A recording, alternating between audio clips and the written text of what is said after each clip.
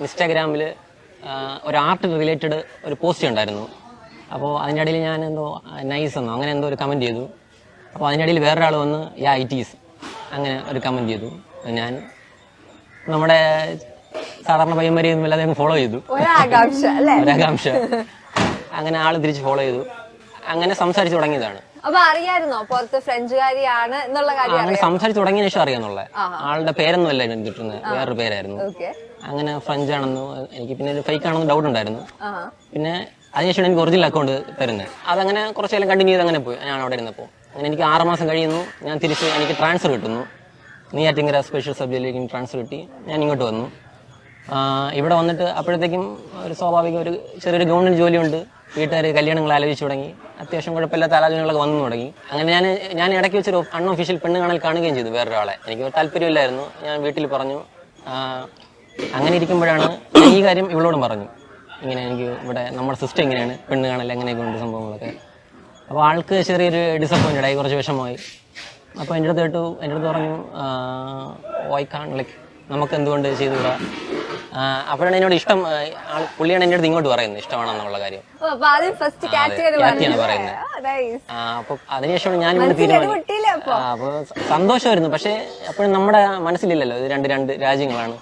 ആ ഒരു ചിന്ത, ഇത് ഇങ്ങനെ നടക്കുമെന്നുള്ള ചിന്തയൊന്നുമില്ല. അങ്ങനെ ഞാൻ പറഞ്ഞു, അങ്ങനെ നീ നിന്റെ വീട്ടിൽ പറയും, ഞാൻ എൻ്റെ വീട്ടിൽ സംസാരിക്കാമെന്ന് പറഞ്ഞു.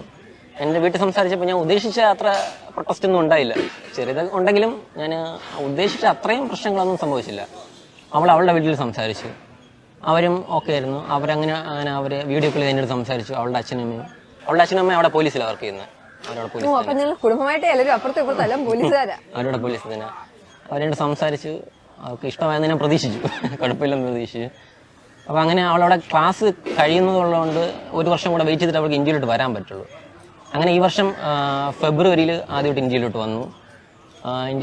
ഇവിടെ ഒരു 20 ദിവസം ഉണ്ടായിരുന്നു. ഇവിടുത്തെ അത്യാവശ്യം കുറച്ച് ചെറിയ സ്ഥലങ്ങളെ കാണിച്ചു കൊടുത്തു, വീട്ടുകാരെ പരിചയപ്പെടുത്തി. അപ്പോഴാണ് നിങ്ങൾ ആദ്യമായിട്ട് കാണുന്നത്? അന്നാണ് ആദ്യമായിട്ട് കാണുന്നത്. എത്ര നാൾക്ക് ശേഷം? അത് അപ്പോൾ ഏകദേശം 2 വർഷം കഴിഞ്ഞിരിക്കും. റിലേഷനിലായിട്ട് 2 വർഷത്തിന് ശേഷമാണ് നമ്മൾ ആദ്യമായിട്ട് പരിചയപ്പെട്ട് 2 വർഷമാവും. റിലേഷൻ ഇത് കല്യാണം എന്ന് ഉറപ്പിച്ചിട്ട് ഒരു കഴിക്കാമെന്ന് മനസ്സിൽ തീരുമാനം എടുത്തിട്ട് 1 വർഷം കഴിയുന്നതാണ്. അതെ. ശങ്കരേട്ട, എങ്ങനെയായിരുന്നു ശങ്കരേട്ടന്റെ മഞ്ജുചേച്ചിയുടെ ഒക്കെ റിയാക്ഷൻ മോൻ ഇങ്ങനെ ഒരു ആഗ്രഹം വന്ന് പറഞ്ഞപ്പോ? എന്നെ സംബന്ധിച്ച് രണ്ടുപേരും ആരായിരുന്നാലും കാര്യം എന്ന് പറഞ്ഞാൽ ഞാൻ അതിൽ അറിയിക്കില്ല. കാരണം ഞാനൊന്ന് ചോദിച്ചത് അവര് ലവ് മാരേജ് അതെ, അതൊരു ഇന്റർകാസ്റ്റ് മാരേജ് തന്നെ. ആദ്യമായിട്ട് കാച്ചിയെ കണ്ടപ്പോഴുള്ള റിയാക്ഷൻ എന്തായിരുന്നു? എനിക്ക് ഒത്തിരി ഇഷ്ടമായിരുന്നു. അവൻ അങ്ങനെ താല്പര്യം നമുക്കത് സന്തോഷമല്ലോ.